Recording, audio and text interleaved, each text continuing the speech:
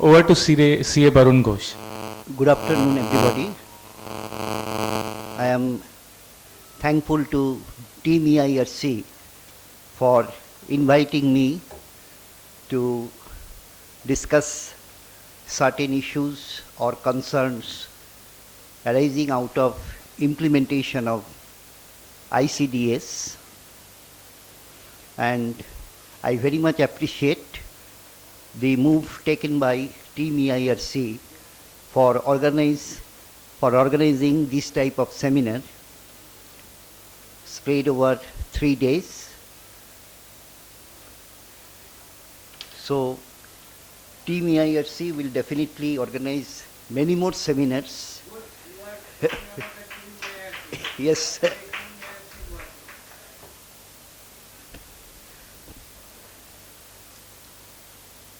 Now, over the last 2 days, 2 learned speakers have covered many issues. I may be covering some points which might have been dealt with by the previous 2 speakers. So there may be some repetition somewhere. And Vivek will take you through various questions or case studies on different ICDS.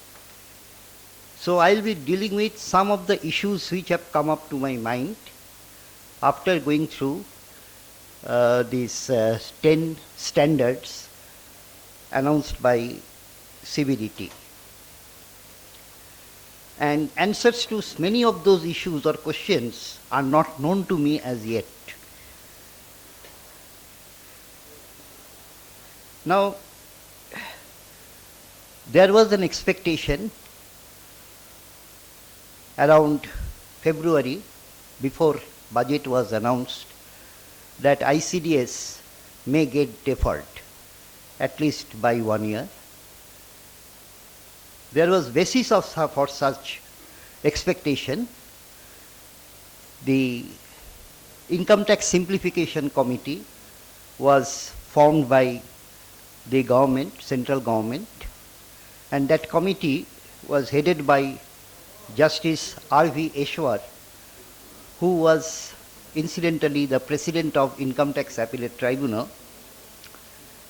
Justice Eshwar was also a chartered accountant by qualification, though he practiced as an advocate before becoming member of the Income Tax Appellate Tribunal. The committee recommended that this ICDS may be implemented after a gap of 1 year. The reasons given by the committee are like this, that already the taxpayers, particularly corporate taxpayers, are already grappling with so many regulatory changes, something under Companies Act, then because of implementation of IFRS in India in the form of Ind AS, and also the emergence of GST. So he suggested that since industry needs more time to think about implementation of this ICDS, it should be deferred by at least 1 year. Moreover, the committee also commented or expressed its concern that this ICDS may not ultimately help the government, because they have also gone through the ICDS which were notified, and they were of the view, the prima facie they were of the view, that this ICDS may create confusion among the taxpayers, among the officers of the Revenue Department. There may be a number of interpretation issues, possibly for which we are here to discuss, and there may be requirement of multiplicity of records and additional compliance burden, and these problems may far exceed the gain which the government may obtain through introduction of ICDS. I had the opportunity of attending the Platinum Jubilee program of the Income Tax Appellate Tribunal held in the Delhi 2-3 months back, and there the then president of the Institute of Chartered Accountants of India made an open remark that this ICDS is not at all necessary in India. In fact, I am at least not aware whether any other country has implemented or issued separate standards for the purpose of assessment of income tax. Perhaps it is India which has introduced or come out with some standards for the purpose of computation of income. Now let us quickly discuss the certain general principles which are applicable to all the standards. We are all aware that these two standards are applicable for only two heads of income, business income and income from other sources. It applies to all taxpayers who are following mercantile system of accounting. In case there is a conflict between any standard and the provision of the Income Tax Act, it is clarified that the provision of the Income Tax Act shall prevail. But they are silent. What will happen if there is a conflict with the provision of any income tax rule? Perhaps the answer is, since rule cannot override Act, possibly if there is any conflict between rule and ICDS, possibly the rule will prevail. Moreover, every ICDS has a scope paragraph, and some of the ICDS have some transitional provisions also. And the most important point, which may be the cause of worry, that if the department finds that ICDS are not complied with by the assessee, the assessing officer is free to make an assessment in the form of base judgment assessment under section 144, which may cause genuine hardship to many taxpayers, and it will lead to protracted litigation for obvious reasons. Now, in case there is a conflict between ICDS and the provisions of the Act, it is stated that the Act will prevail. But in case, and that is likely to happen, in case any provision of ICDS is in conflict with any ruling of the Supreme Court or ruling of any High Court, which one will prevail? Regarding the query whether ICDS is at all necessary, to my mind it was not necessary, because you will find that there are certain differences between accounting standard issued by the institute or notified by the Ministry of Corporate Affairs under the Companies Act 2013. These discrepancies between these two standards will give rise to creation of deferred tax asset and deferred tax liabilities. If you go through the ICDS, you will find there is either preponement of income or postponement of claim of the assessee, that is claim for deduction for any expenditure or losses. Then on the top of it, another problem is coming. This is not relevant for ICDS. A few days back, many of you might have gone through, the central government has formed a committee called Ind AS and MAT committee. That means Ind AS will be applicable from financial year 2016-17. Of course, there is a roadmap. All entities may not be following Ind AS from financial year 2016-17. But there may be some issue on computation of book profit if Ind AS is followed. Because under Ind AS, apart from profit and loss statement, one has to prepare other comprehensive income statement. And the sum of the adjustments will be made through that particular statement, other comprehensive income statement. And it is found that the items which are to be adjusted through other income computations, comprehensive income statement, some of them are also dealt with under section 115 JB. Now the committee has made some suggestions that has not been accepted, that has been made available for public comment. It is now available in the public domain, and the government wanted comments from various stakeholders regarding those suggestions.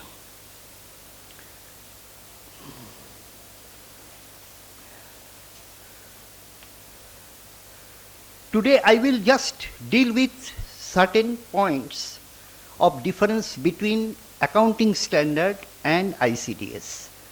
I am not going to deal with any distinction between Ind AS provisions and ICDS provision.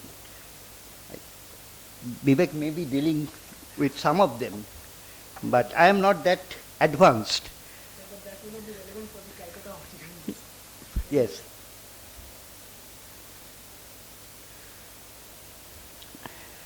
Now, coming to specific ICDS, let us now consider ICDS 1, that is disclosure of accounting policies.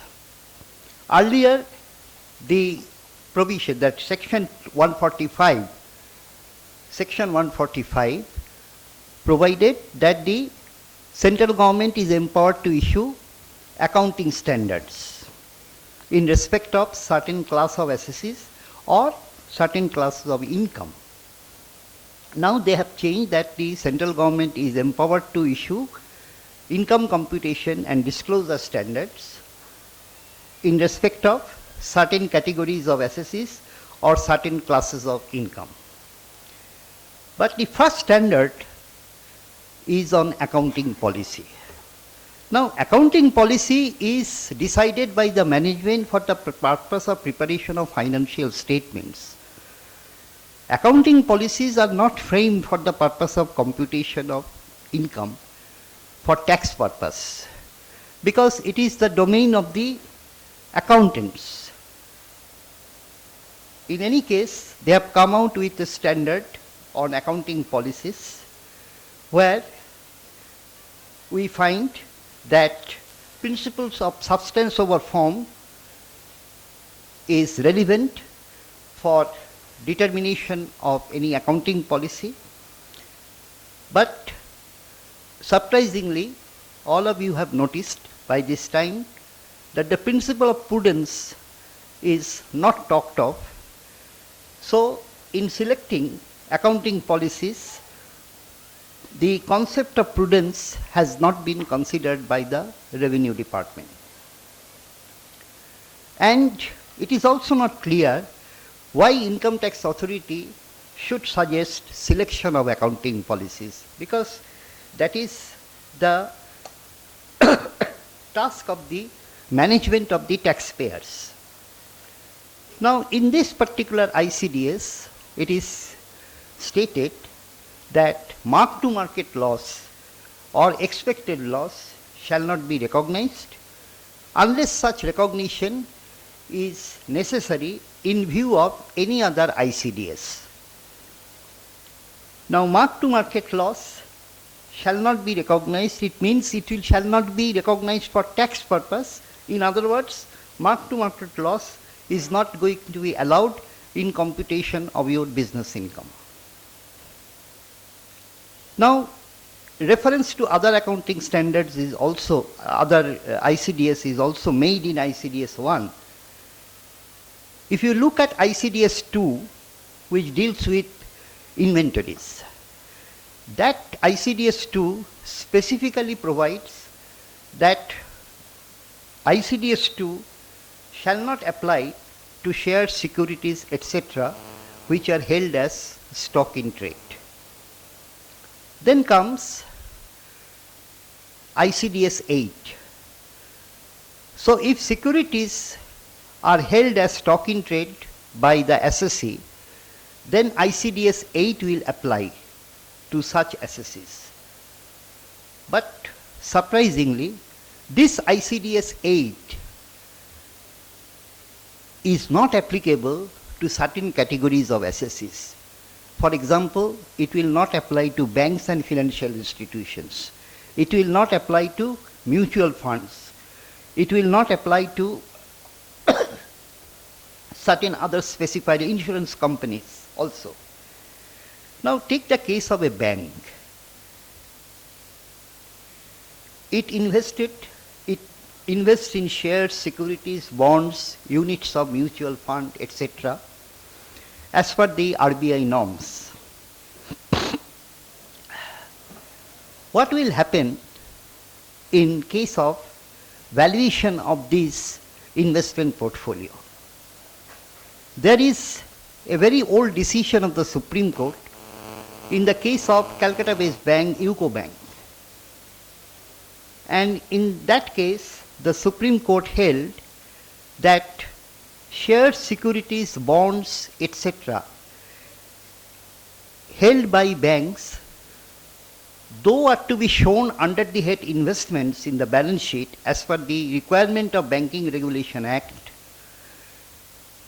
these are in the nature of stock in trade of the bank.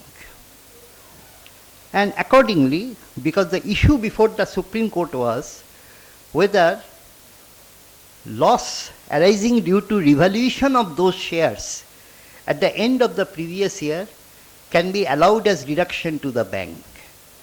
Because the revenue contended, these are all capital assets, these are held as investments, these are being shown under the head investments in the balance sheet of bank, so they cannot claim deduction in case there is a diminution in the value of those shares and securities as market price fell at the end of the previous year.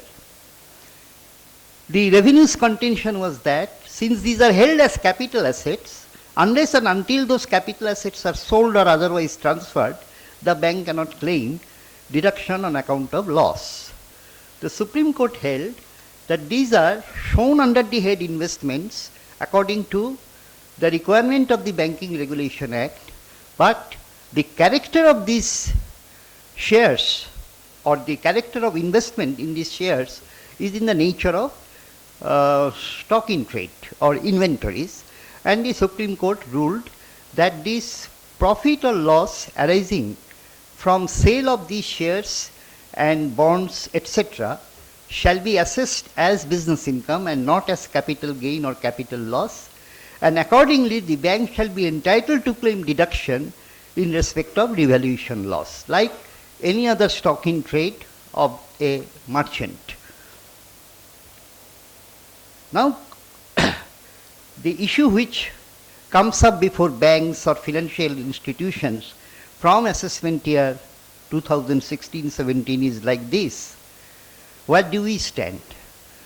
The banks normally, for the purpose of income tax return, prepare a separate account in the memorandum fashion. They call it investment trading account. Opening stock purchases are shown in the debit side of that memorandum account. Sales and closing stock are taken to the credit side, and the balance, either profit or loss, is offered to tax under the head business income. And that is accepted by the department for so many years. There is no dispute after the ruling of the Supreme Court. Now from assessment year 2016-17, obvious question has come up for consideration by the bank These are not dealt with by ICDS 2 because ICDS 2 does not cover share securities, etc. ICDS 8, that is securities, that standard is not applicable to us, whether this is going to be allowed. The answer prima facie is no. But ICDS 1 is not talking about the profit on revaluation of those things, mark-to-market gain. They are silent. The forum, Bombay Chartered Accountants Society, has made a very strong representation to the ministry.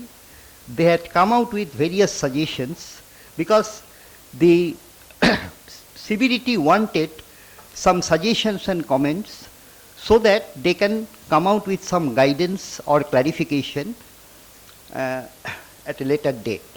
But no such guidance or clarification has come, and in absence of such guidance or clarification, it was expected by many that possibly this is going to be, implementation will get deferred. Even in the lighter vein, students were also expecting that it is getting deferred, so it will not form part of the curriculum for May 2016 at least.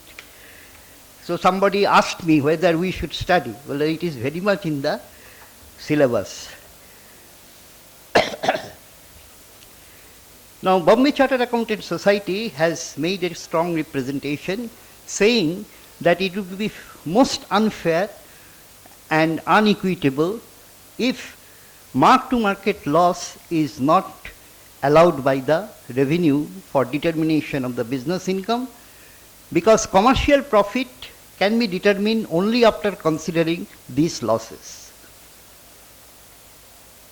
I had the occasion to deal with this issue of a company, of an assessee, who has provided for mark-to-market loss like this, and the assessing officer did not write much reasons in the assessment order why he is disallowing, but the CIT appeal wrote a very big order, and while arguing the case, I simply referred to, that time this has not come, income computation and disclosure standard has not been announced. Only thing which was in the public domain that time was 12 notified accounting standards earlier. Those things were for public comments only. I simply said that there is a draft accounting standard on this, and the draft accounting standard on disclosure of accounting policy says that mark-to-market loss is not going to be allowed, but that has not come into existence as well. But in his order, he has made a reference to the draft accounting standard, saying that it is never the government intention to allow the mark-to-market loss. Now, the matter is before the tribunal. The only issue in this case, because there are favorable judgments also, there the tribunal or the court pointed out the dispute is not relating to the allowability or otherwise of such loss.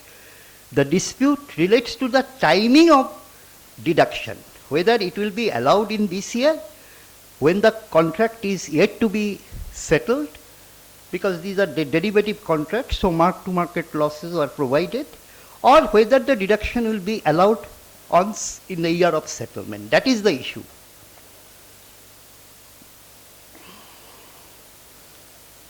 Then, concept of materiality. In accounting standard of the institute, even in Ind AS, the concept of materiality is very much considered. But in ICDS 1, no reference to materiality factor is given. So, obviously, even if the item is very small, one has to consider. Forget about the time which is going to be wasted for such small issues. But materiality is referred to in one manner. It says that in case there is a change in accounting policy, which has a material effect shall be disclosed. So for disclosure purposes, in case there is a change in accounting policy, and if it is going to affect the financial statements materially, then disclosure is required. Now coming to the disclosure requirements. In each ICDS, there is some disclosure requirement. Many of you might have already seen new ITR forms which have been recently notified. I was going through ITR 6 relating to corporate assessees for assessment year 2016-17, and there are two changes in the ITR 6 or other ITRs also. One is they want us to fill up a new schedule ICDS. And schedule ICDS is in columnar form, and the taxpayers are expected to state the effect of each ICDS on the year's profit. That is schedule ICDS. Then there is another reference to, there is one more reference to ICDS in part A of other information.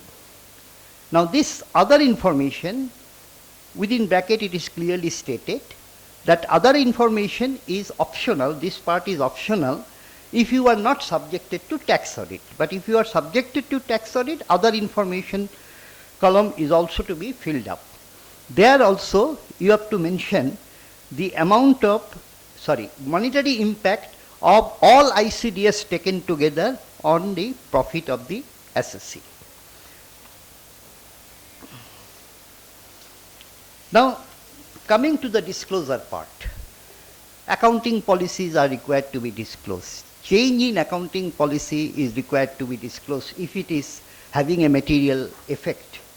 Then, in case of construction contract, method of determining the stage of completion, revenue and costs recognized, various disclosure requirements are there.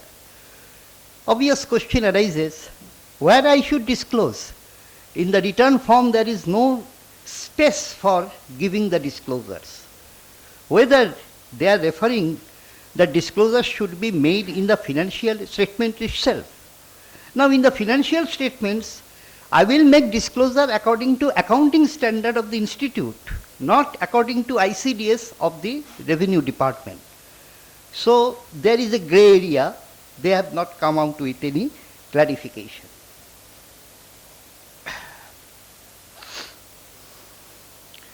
Another general remark about ICDS is that, can ICDS make a receipt an income, even though it is not an income under the Income Tax Act?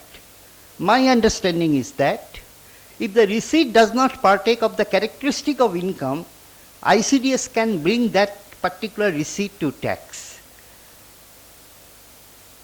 Because ICDS is issued under section 145. Now section 145 is a computation provision only. It is not a charging provision.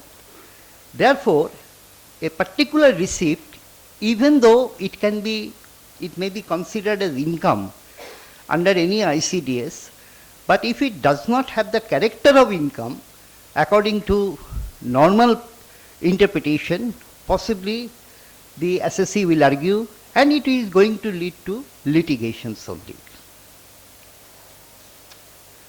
Then comes,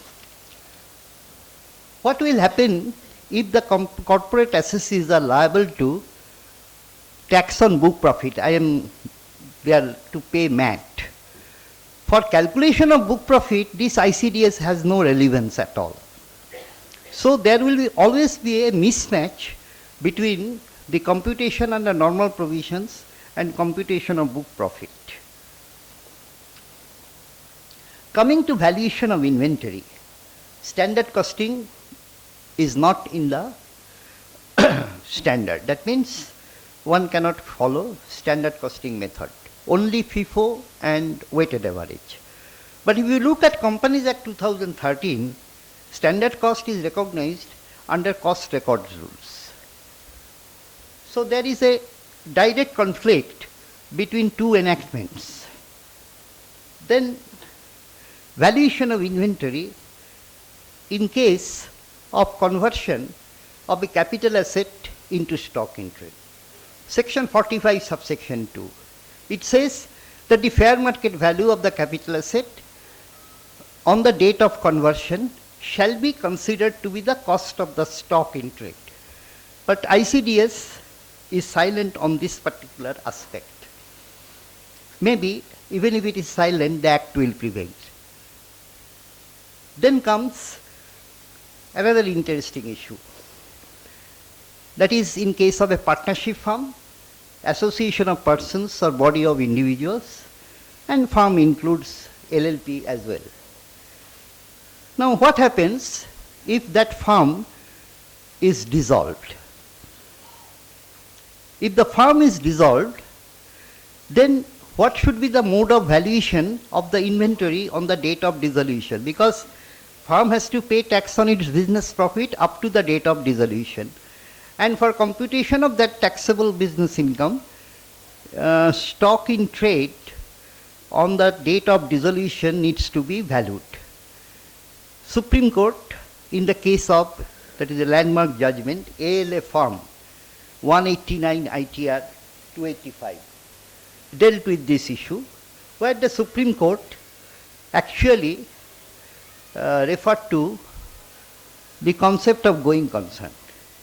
It says that the normal principle of valuation, cost or market price, whichever is less, that is the principle to be followed if there is a going concern concept. But since the firm is dissolved, so there is no question of assuming going concern. Therefore, stock is required to be valued at the net realizable price. Then subsequently, another judgment was given by the Supreme Court, that is Shakti Trading Company, reported in 287 ITR, page 87. That's a very interesting case. There, the firm was dissolved, there were possibly 3 partners, and one of them took over the business as a going concern from that particular firm.